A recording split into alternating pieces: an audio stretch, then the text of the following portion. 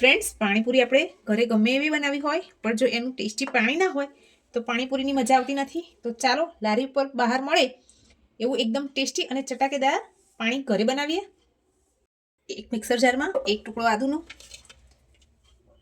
2 તીખી મરચી આવે છે એ ઉમેરીશું, 1 મરચું ઉમેરીશું, 1 કપ જેટલા ફ્રેશ ફુદીનાના પાન ઉમેરીશું, 1 કપ જેટલા લીલા ધાણા ડાળખી સાથે ઉમેરીશું, 1 લીંબુનો રસ ઉમેરીશું.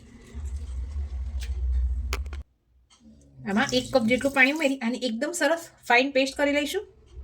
પાણીનો ગ્રીન કલર જળવાઈ રહે અને આપણા પાણીનો ખટાશ અને મીઠાશ બંનેનો ટેસ્ટ આવે એની માટે 1 ચમચી જેટલી ખાંડ ઉમેરી છે.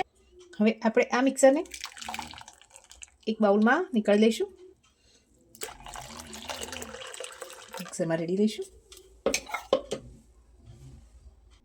1 કપ જેટલું બીજું પાણી ઉમેરી લઈશું. હવે આપણે આમાં મસાલા ઉમેરીશું. આપણે અહીંયા કાલા નમક લીધેલું છે, 1/2 ચમચી જેટલું. સ્વાદ પ્રમાણે આપણું રેગ્યુલર જે મીઠું આવે છે એ ઉમેરીશું. 1/2 ચમચી જેટલો ચાટ મસાલો ઉમેરીશું. 1 ચમચી આપણે આમાં પાણીપુરીનો મસાલો ઉમેરી દઈશું. બધું સરસ મિક્સ કરી લઈએ.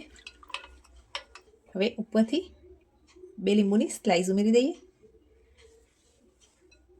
ફ્રેન્ડ્સ, આ પાણીપુરીના પાણીની રેસીપી તમને કેવી લાગી છે એ મને કમેન્ટ કરવાનું ભૂલતા નહીં. લાઇક, શેર અને સબસ્ક્રાઈબ કરી દેજો.